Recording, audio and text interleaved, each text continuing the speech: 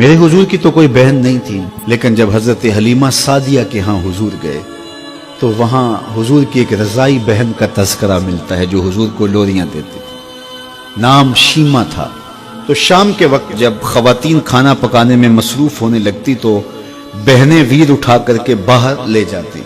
हर बहन का ख्याल ये होता कि मेरे वीर से सोना जमाने में कोई नहीं।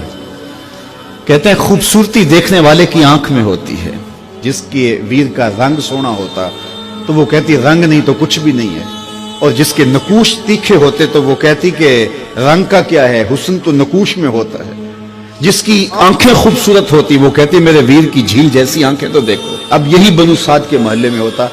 बच्चियां अपने वीर उठा के ले आती, एक कहती मेरे वीर वर्गा कोई नहीं, दूसरी कहती मेरे वीर जैसा नहीं। इतने में हजरत शीमा अपना वीर मोहम्मद उठा के ले आते और दूर से कहती नहीं मेरा वीर भी आ गया, तो सबके सर झुक जाते और कहते नहीं नहीं नहीं नहीं शीमा तेरे वीर का मुकाबला तो नहीं ना, हम तो आपस में बात कर रही हैं। और फिर जब किसी बहन के वीर को मुतफिका तौर पे सारी कह दें कि तेरा वीर ही सोना है, तो फिर उसका फख्र तदीदनी हो ना, फिर उनका ज़ौक़ आसमान को छूने लगता। इब्ने हश्शाम सीरत की सबसे पहली किताब, उसमें यह वाक़या लिखा है कि फिर हज़रत शीमा हुजूर को अपनी आगोश में लेकर समेटती और फिर चूमती और फिर वो लोरी देती, और वो लोरी के लफ्ज भी लिखे हैं, रब्बना अब के लना मुहम्मदा हत्ता अराहु याफियम व अमरदा, अल्लाह मेरे वीर मोहम्मद को सलामत रखना। आज ये पालने में बच्चों का सरदार है, कल वो लम्हे आए जवानों का भी सरदार हो। और फिर झूम जाती और क्या खुशी उनकी दीदनी होती। और फिर वो मंजर भी आया कि हुजूर अलैहिस्सलाम मक्के चले गए और ये जवान हुई और फिर उनकी शादी किसी कबीले में हो गई। आका करीम ने ऐलान नबुव्वत किया, 13 साल का वक्त कटा और फिर हुजूर मदीना शरीफ चले गए। जब गज़ावात का सिलसिला शुरू हुआ तो जिस कबीले में शीमा का निकाह हुआ था उस कबीले में मुसलमानों के साथ टकराव हुआ तो अल्लाह ने मुसलमानों को फतह अता कर दी। तो इस कबीले के लोग कैदी होके हुजूर अलैहिस्सलाम के गुलामों के हाथों गिरफ्तार हैं।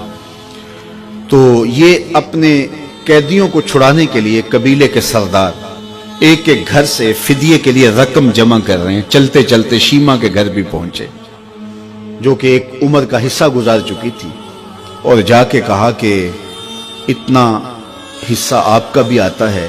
कहा किस लिए? कहा वो जो लड़ाई हुई है इतने हमारे बंदे गिरफ्तार हो गए तो उनको छुड़ाना है। तो चलते चलते बातों में किसी के लबों पे हुजूर का नाम आ गया। तो शीमा ने कहा अच्छा उन्होंने तुम्हारे लोग पकड़े? कहा हाँ। तो कहा फिर तुम रकम इकट्ठी न करो, मुझे साथ ले चलो।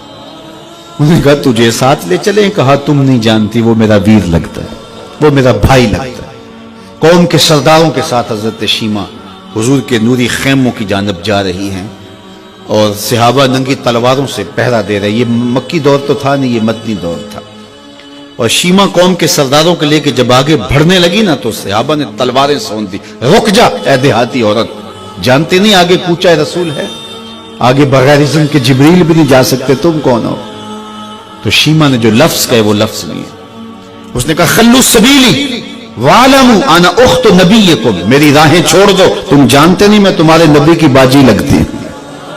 तलवारें झुक गई, आंखों पर पलकों की चिलमने आ गई, रास्ता छोड़ दिया। हुजूर के खैमा नूरी में दाखिल हुई तो हुजूर ने देखा, पहचान लिया, उठ के खड़े हो गए। फरमाया बहन कैसे आना हुआ? आपके लोगों ने हमारे कुछ बंदे पकड़े, छुड़ाने आई। तो फरमाया बहन तूने जहमत गवारा क्यों की? तू पैगाम भेज देती मैं यूं ही छोड़ देता, लेकिन तुम आ गई हो, अच्छा हुआ मुलाकात हुई। फिर हुजूर ने कैदियों को छोड़ने का ऐलान किया और कुछ घोड़े और चंद जोड़े हजरत शीमा को हुजूर ने तोहफे के तौर पे दिए।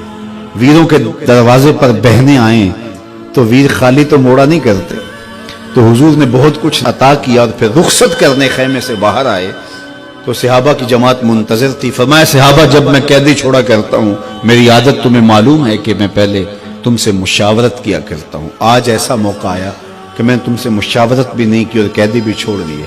कहा जो चाहें आप करें, लेकिन क्यों मुशावरत नहीं फरमाई हुजूर? अगर इरशाद फरमा दें। तो फरमाया इसलिए कि मेरे दरवाजे पे मेरी बहन आ गई थी।